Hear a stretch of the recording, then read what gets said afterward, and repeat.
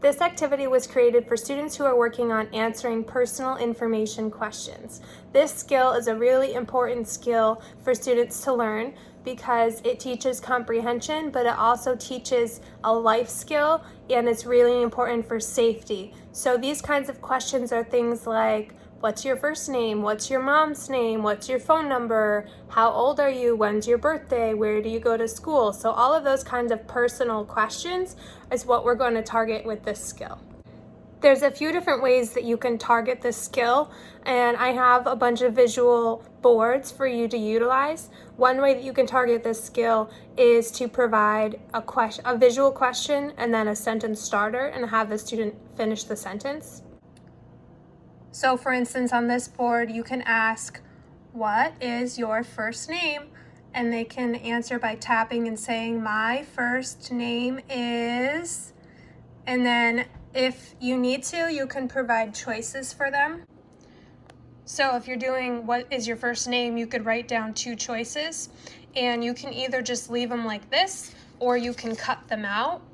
And if you cut them out, then you can put the choice right next to the board, and then you can have the student tap and say the whole sentence with it next to the board. So that makes it a little bit easier. A field of 2 would be the easiest, and if that's too easy, you can try a field of 3.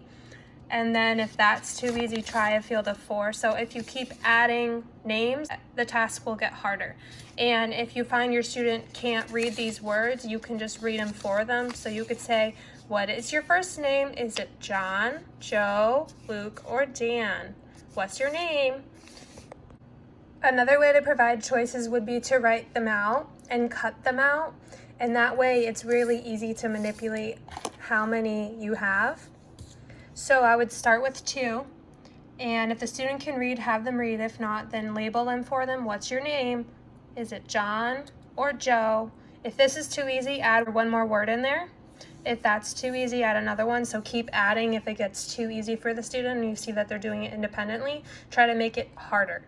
It would be easier if you labeled them for the student, and it would be harder if you did not label them.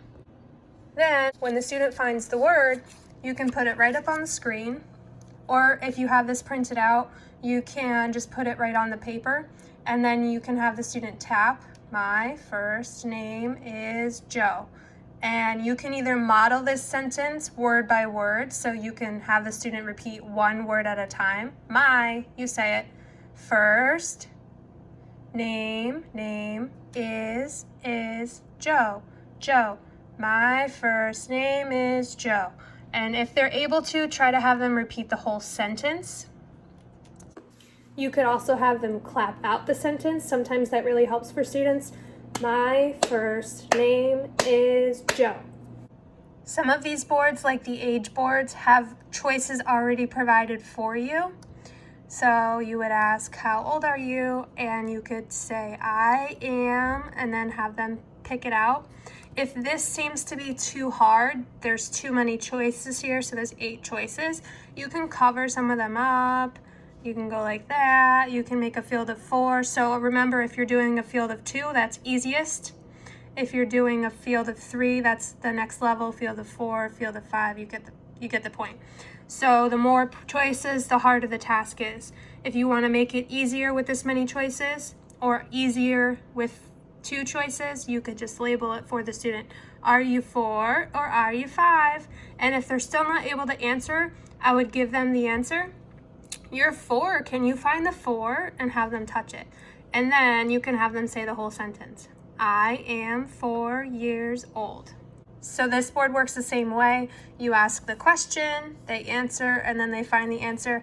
Cover some of the answers if it's too hard, and then if it's too easy, reveal more answers. This one is what day were you born on? So March, whatever. My birthday is March 22nd, so I would say 22. This is a good one for phone number. So you can ask the question and then have the student tap and say the phone number. One really good way to practice this skill is to put the phone number right in front of the board. So you can have the student practice by following. So you would go 2, 2, 2, 5, 5, 5, 1, 2, 3, 4, and then have them practice that way. So that would be the easiest way. So they're basically just copying what you have written down. This is how you would make it slightly harder. Almost all of the numbers are present except for the last one. So the student can type in 2, 2, 2, 5, 5, 5, 1, 2, 3, and they have to remember the last one. 4. Do you remember what the last one was? Was it 1 or 4? It was 4. So let's try it again. 2, 2, 2, 5, 5, 5, 1, 2, 3, 4. There it is. So the more numbers you get rid of, the harder it's going to be for the student. So this would be an even harder level where the last 4 numbers are missing and the student has to fill in the last 4. And then this would be an example of how you can make it even harder. So as you can see, I keep making more boxes disappear, and now the student only has the area code. So you would go 2, 2, 2. Okay, what's the rest? Do you remember it?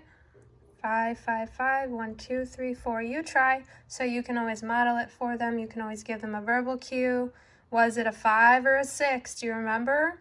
Oh, yep, you're right. It was a 5. Find the 5. So you can, the more prompting you give, the easier it'll be. The less prompting you give, the harder it will be. So this is another way you could work on the skill. You could write out your phone number and then give the child all of the numbers, and then they have to put the numbers in and match and build like this. And then you could do the same concept where once they put all the numbers in, you could make the task harder by eliminating some of the numbers. So you could end up, once they've progressed with just having to fill in the last one by themselves, then you can progress it to something like this where you give them the area code and then they have to fill in the rest. Or you could give them absolutely nothing and they just have 1, 2, 3, 4, 5, 6, 7, 8, 9, 10 blanks. So you could progress it to where there's just 10 squares and they have to build the whole thing. Another really good way to practice the phone number is to have the student practice it on an actual phone. That's why when I made the visual board, it looks like a cell phone screen. So it says 1, 2, 3, 4, 5, 6, 7, 8, 9, and zeros on the bottom. So it looks more like what the student would be using in order to make a phone call. This board is parents' names board. So what's your mom's name? What's your dad's name? It works the same way if you give visual choices and then the student has to answer the question. So you can say, you can do verbally too. What's mommy's name? Is mommy's name Sue or is mommy's name Joan? Sue or Joan? And then you can do it that way. Same thing with brother and sister's name. This one is a pets board. So I did this question as a yes/no question. So do you have a pet? Yes. Or there's a no down here. No, I don't have a pet. If the answer is yes, you could say, yes, I have a cat.